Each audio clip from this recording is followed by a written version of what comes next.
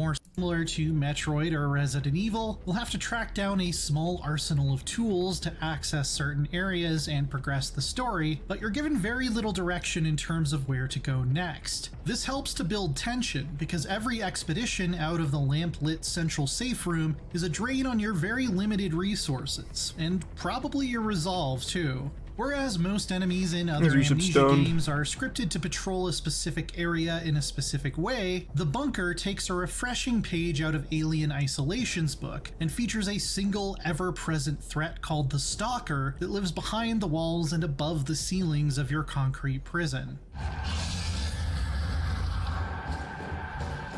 It's attracted to noise, which can be anything from running to firing off a weapon to using your hand-cranked flashlight. The fact that its behavior is somewhat unpredictable dials up the dread and adds some much-needed dynamism. And you'll know when you've gotten its attention by scraping and growling that use effective sound design to further it just kind of looks like paranoia. Standard horror shit. As you said, Hayden. It's meh.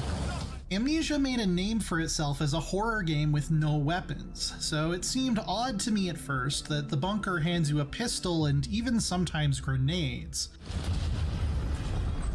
But the joke was really on me, as these can, at best, make the stalker leave you alone for a few minutes. Munitions are situationally useful, but ultimately 8 hours by Steam's count, but only around 5 by the in-game clock, which no doubt has something to do with how many times I had to tab out to look at funny animal videos to get my stress under control.